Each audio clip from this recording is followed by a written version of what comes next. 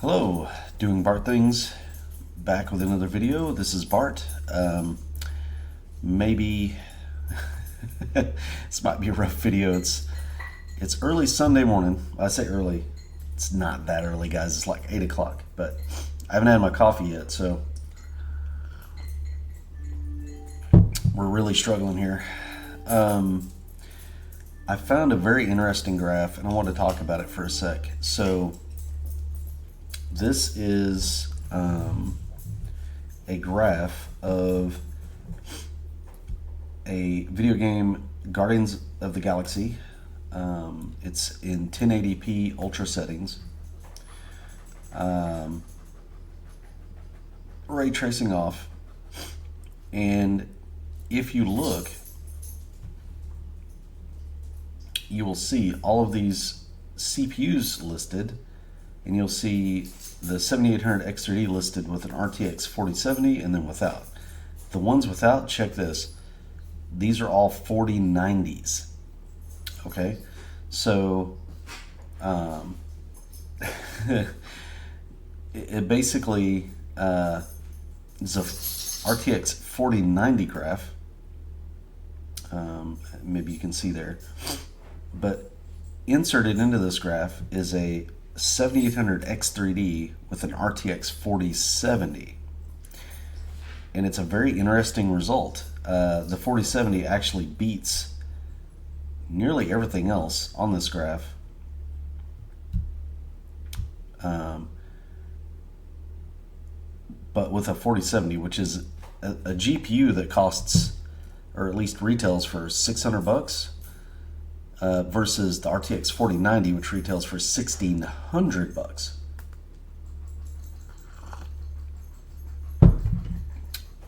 Why this chart is so, that's why this chart is so interesting, and it goes to show, my belief is you have to look at the titles that you're playing. Now, this sort of also flies in the face of video card is everything. It's important. It's probably the single most important part in a gaming PC, or a PC that's doing professional work that can leverage a GPU. That's I want to say video encoding and rendering and stuff. Sometimes those applications can actually use a GPU's processing power in their favor. But basically, sometimes you can save yourself a lot of money if you just pay attention to, like I said, the titles that you're playing. Go and find some benchmarks of various different hardware configurations and see what seems to work the best. What's crazy to me is the 13900K down here. That's nuts. This game obviously loves the Vcache, because a 5800 X3D beat a 13900K. That's pretty telling. With the same video card, that's pretty telling. That tells me this game, for whatever reason, loves the Vcache. There are other games out there that don't care about the Vcache, and they just want clock speed. And those are the ones that the 13900K usually is able to win at.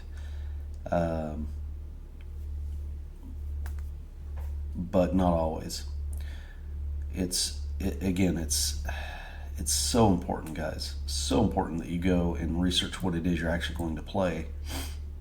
And get hardware sort of according to that, by and large. There's no perfect bullet. I mean, you're going to end up probably wanting to play a game that isn't totally optimized for the hardware that you have, and that's okay. It's what my thought is, if you get into, like, say, and again, I just keep going back to like Hogwarts Legacy, because that seems to be a very demanding title that's come out recently. There's another one, I got to go and remember the name of it, that was bringing like a 4090 down to its knees. And I can't remember what the name of it is. But I thought this is a really crazy result. Needless to say, that a 7800 XRD with a 4070 was able to basically keep pace with other top-end CPUs, or well, other CPUs that were using a 4090 even beat them. That's pretty crazy. Anyway, this guy, he's been around a very long time. Tom Logan, or Tim Logan, Tom Logan. I think it's Tom. OC3D TV. Maybe check him out. He sort of got out of the game a little bit, kind of took a break, and he's back. And the reason why he took a break, it was a very sad story. His sister passed away. I think that it probably affected him very deeply. He was a very caring guy. He really, you could just tell, that really weighed hard on him. And I wish him nothing but the best. And he came out with this very interesting graph that I was like, I think that's worth talking about. So anyway, go maybe go check him out. He's fun because he has the accent, So I like to watch some of his videos. He used to have these really long format case reviews, which I loved. I would get my drink of beverage of choice, if you will, like this cup of coffee. This is for you, Tom. And I would get very comfortable and sit there and just listen to him talk about where radiators would fit in a case and how to configure various things. He would go from top to bottom. I think some of those videos are nearly 40 minutes long, where he would just detail out things in the case, and I was like, yes, that's what I like, but as far as just the detail that he would go into is pretty amazing. So anyway, that's it. Just a quick video. I thought this is just a great example of kind of what I talk about when I say, always go and check out the titles that you're going to play, is because you never know what you're going to find. You may find that there's a really strange hardware configuration that the game likes for some reason.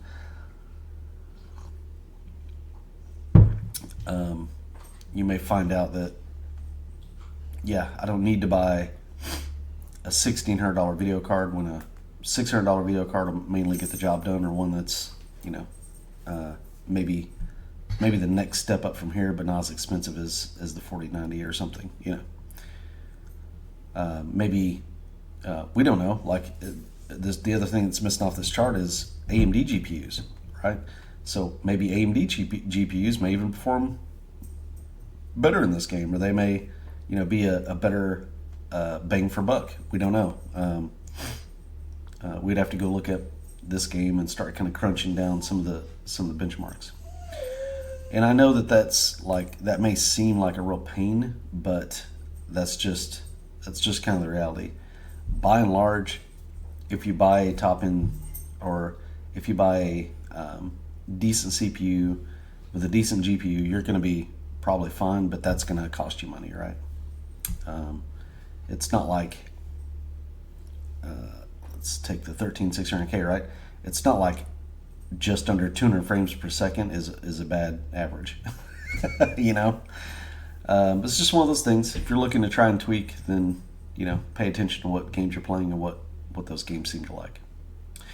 That's it, guys. Good morning to you. Good Sunday morning.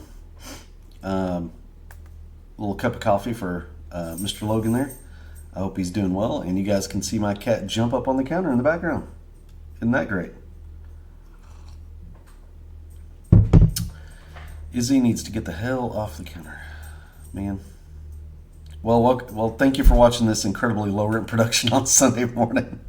Everyone take care. Have a great weekend, rest of the weekend, a good Memorial weekend, and we'll talk to you later.